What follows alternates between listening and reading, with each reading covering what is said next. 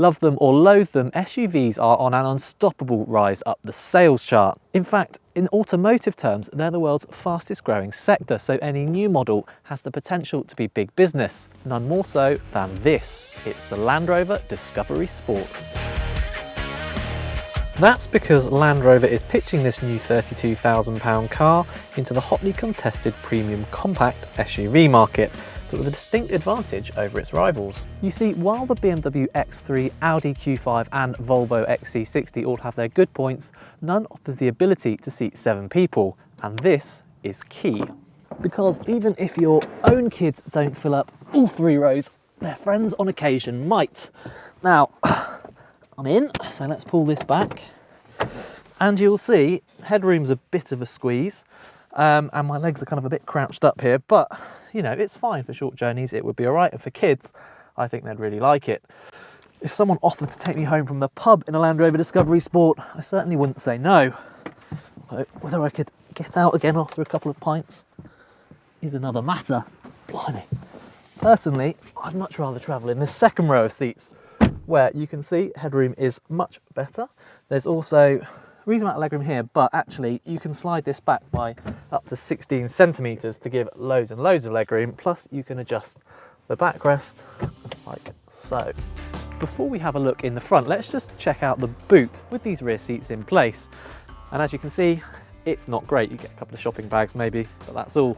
So what happens if we fold these 2 seats flat? Well, you'll see that the Discovery Sport's actually got really good luggage capacity, and that's partly because Land Rover has come up with a new design of rear suspension which doesn't intrude into the boot space. Another neat touch are these switches here. Pull these and the rear seats drop down. This new suspension setup also allows room for a space-saver spare wheel without taking up boot capacity. Here in the front, the Discovery Sport is not quite as glamorous as its rivals, favouring functionality over fashion. Rather than some super slick iDrive system, you get these quite chunky buttons, although it has to be said they're very easy to use. What's not quite so good is this amount of black plastic in here, which really isn't up to BMW or Audi standards. And while this 8-inch touchscreen looks nice, the software can be a bit slow to respond, although Land Rover says an updated version is on the way. The first thing you notice when you drive the Discovery Sport is that the 2.2 litre diesel engine sounds a bit grumbly, particularly when it's cold or when you rev it. However, with 190 horsepower and a broad spread of torque, this is actually a reasonably brisk car, accelerating from 0 to 60 miles an hour in less than 9 seconds. The ride quality is supple and well controlled, which we like. However, there is a bit of road noise, and you can hear the wind rustling around the wing mirrors at motorway speeds. As for the handling, we should remember that this is a car with the word sport in its title. And I have to say that for a tall SUV, Land Rover has done a good job. The steering is nicely weighted, and although the body initially leans a bit in corners, it soon settles on its springs. There's also a lot of grip. All in all, I'd say this is a pretty fun car to drive. With class-leading axle articulation, 60mm of wading depth, hill descent control and Land Rover's terrain response system, the Discovery Sport should cope just fine with the average school run. For you.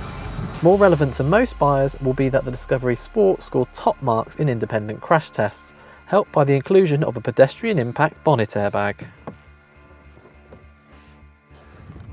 To give you an idea of how much this SUV market is changing, not all versions of the Discovery Sport will even have four-wheel drive, as instead the focus shifts to lowering emissions. To that then, there'll also be a range of cleaner, lighter and more efficient petrol and diesel engines as the year goes on. If it were me, I think I'd probably save my money and spend it on one of those rather than this 2.2 litre model, because then you'll have all the advantages of a cleaner engine with this Range Rover Evoque-esque styling and MPV-like practicality. And then I think you really could have an SUV that does it all. For more reviews like this, click here to subscribe to our YouTube channel, and click here and you can go to the Telegraph Cars website where you can read detailed reviews of the Discovery Sport and all its rivals.